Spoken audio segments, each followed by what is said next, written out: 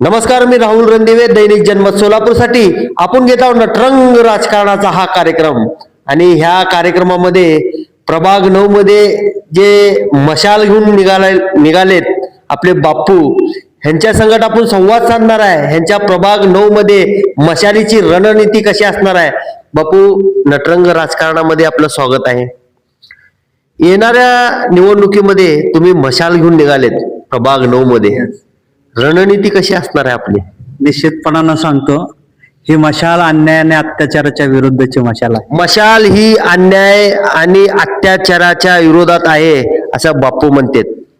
नक्कीच ही शिवसेना प्रमुखाच्या विचाराची, धगधगत्या हिंदुत्वाची ही मशाल निश्चितपणाने गोरगरिबांना, प्रस्थापितांना, विकेंद्रित झालेल्या मनांना जुळवण्यासाठी ही असणारी ही मशाल आहे.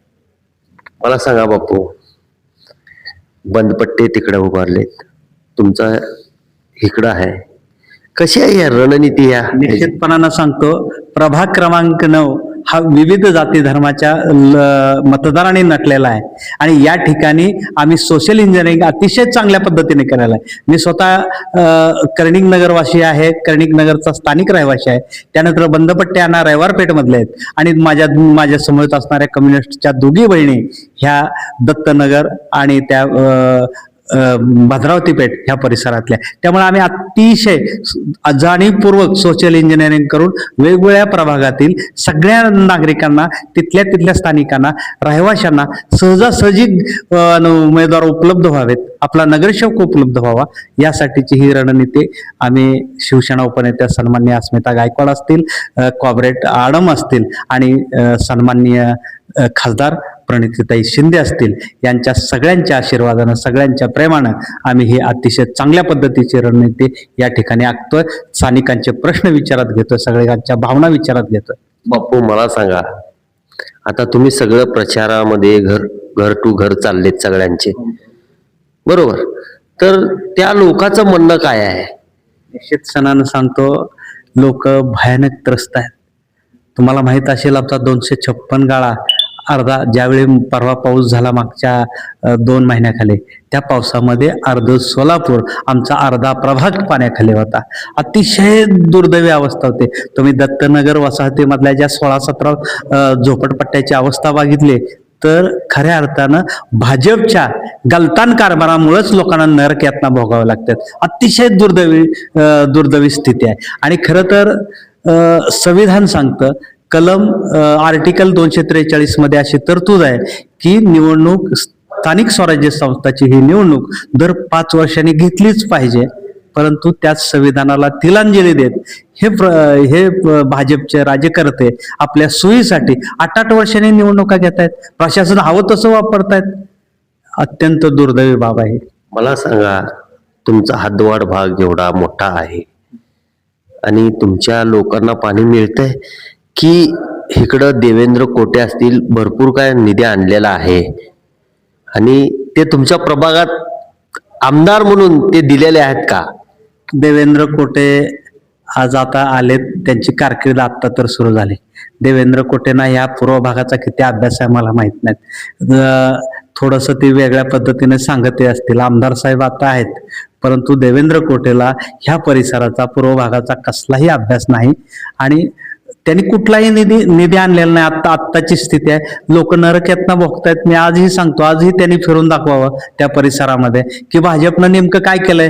गेली 10 वर्ष झालं केंद्रात सरकार आहे, राज्यात सरकार आहे आणि आता इथं महापालिकेची सत्ता गेली 8 वर्षात आहे. भाजपवाल्यांना स्वतःहून सांगावं, छातीवर हात ठेवून सांगावं, नागरिकांना मार्कंडेय देवस्थानची शपथ घेऊन सांगावं की आम्ही काहीतरी विकास केलाय. अत्यंत जाहिराती दिले तेवढे मोठे की मी 12 कोटीचा निधी आणला,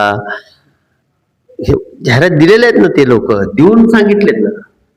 जाहिराती देणं आणि प्रत्यक्षात काम रस्त्यावर दिसणं हे खूप. आज निवडणुका तोंडावर आल्यानंतर रस्त्यावरती डांबर पसरताना, खरं तर आज भाजपवाल्यांच्या ह्या राज्यकर्त्याच्या तोंडाला डांबर पसण्याची वेळ आली आहे माझ्या माहिती. राजकर्त्याच्या आणि भाजपवाल्याच्या तोंडाला डांबर फासण्याची वेळ आली आहे असं बापू म्हणतात. निश्चितपणानं सांगतो, ही बकाल अवस्था जी सोलापूरची केली आहे त्याला केवळ आणि केवळ हे भाजपचे लोक जबाबदार आहे. त्यामुळे मला खात्री आहे की प्रभाग क्रमांक 9 आम्हाला तारेल आणि सोशल इंजिनिअरिंग अतिशय चांगलं झालंय. महाविकास आघाडीचे हे चारही आम्ही उमेदवार विजय होऊ यात ते मात्र शंका नाही.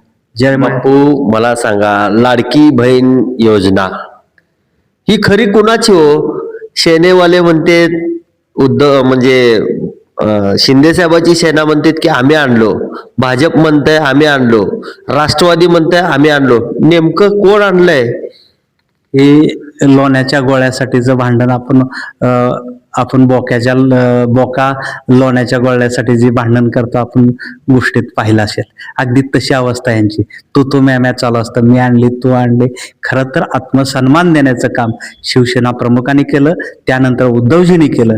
उद्धव साहेबांच्या राजकीय कारकिर्दीमध्ये त्यांनी मुख्यमंत्री असताना महिलांना खऱ्या अर्थानं आत्मसन्मान मिळाला आणि तेच खऱ्या अर्थानं त्यानंतर ह्यापूर्वी देखील शरदचंद्र पवार साहेब असतील किंवा आमच्या महाविकास आघाडीच्या माध्यमातून झालेली कामं असतील. तर मला सांगा बापू, हे उद्धव साहेबाची संकल्पना होते आणि एकनाथ बहिणी यांना पुढे आणलं असं तुम्हाला म्हणायचं आहे का काय? निश्चितपणानं सांगतो, आदरणीय उद्धव साहेबांनी महिलांना आत्मसन्मान देण्याची योजना ज्यावेळी सुरू केली तीच पुढे लालचे पोटे एक लाडकी बहीण ह्या नावाखाली पुढे आणले, असं माझा स्पष्ट आरोप आहे त्यांच्यावर.